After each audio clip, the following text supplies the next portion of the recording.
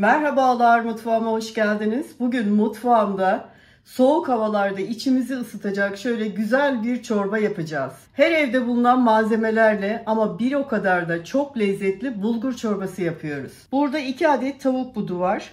Çorba için güzel bir tavuk suyu hazırlamak istiyorum. Ama sizin elinizde tavuk veya et suyu yoksa normal su ile de yapabilirsiniz. Çorbamız için gerekli diğer malzemeler: 200 milim bardak ile yarım bardak pilavlık iri bulgur, 1 adet kuru soğan, 1 adet yeşil biber, 2 diş sarımsak, 1 yemek kaşığı un, 1 dolu tatlı kaşığı domates salçası, yarım tatlı kaşığı biber salçası var. 1 çay kaşığı kadar karabiber, 1 tatlı kaşığı kadar kırmızı toz biber, 1 yemek kaşığına yakın kuru nane, yarım çay bardağı sıvı yağ, tereyağı ve tuz kullanacağım.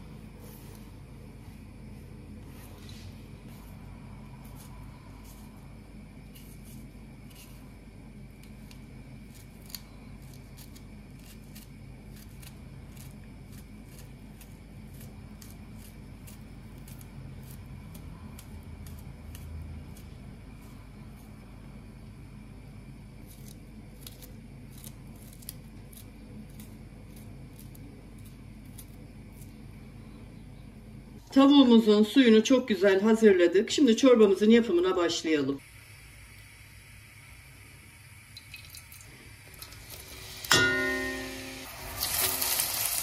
Soğanı, biberi ve sarımsağı şöyle hafiften bir soteleyeceğiz.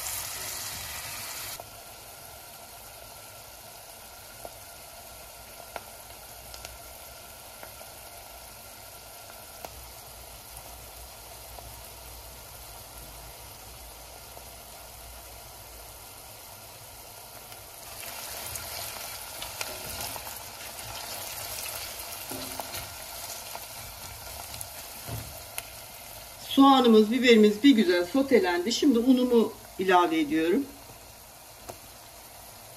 Biraz da unla kavuracağım.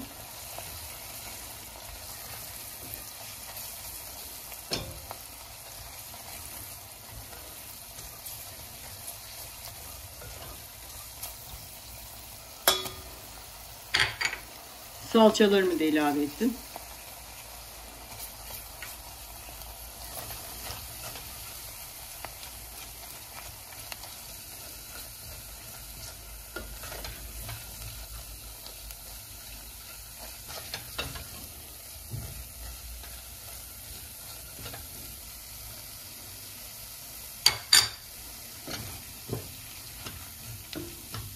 Yıkadığım bulgurları da ilave ediyorum.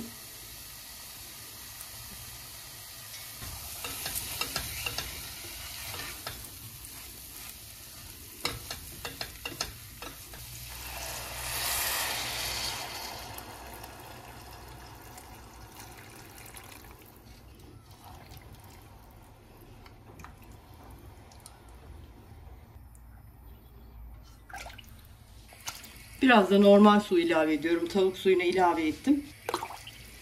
Şöyle bir karıştırıp bakalım.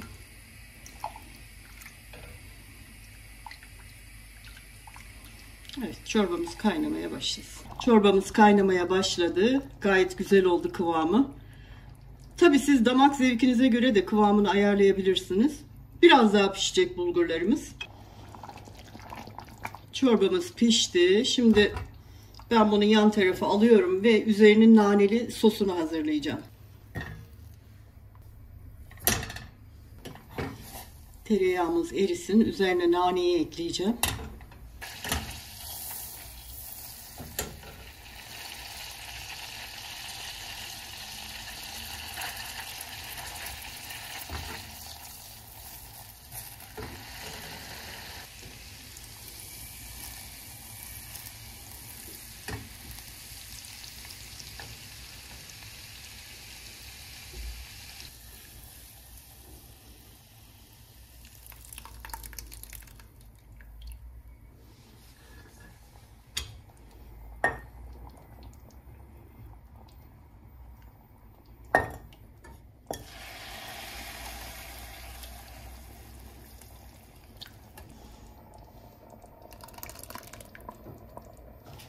Şimdi altını kapatıyorum artık.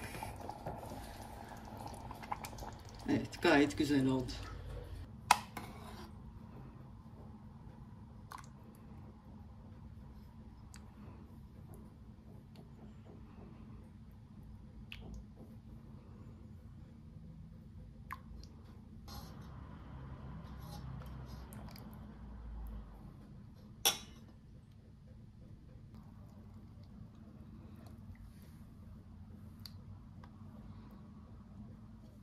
Biraz da limon suyu ekledim. Tabii arzunuza kalmış.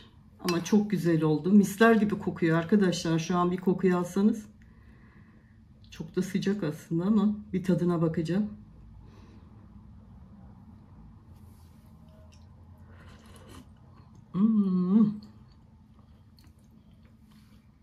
Müthiş olmuş. Gerçekten çok güzel. Evet arkadaşlar, çok güzel bir bulgur çorbası yaptık. Gayet ekonomik, lezzetli ve besleyici bir çorba oldu. Bugün de tarifimin sonuna gelmiş olduk. Bir dahaki tarifte buluşmak üzere diyorum. Hoşça kalın.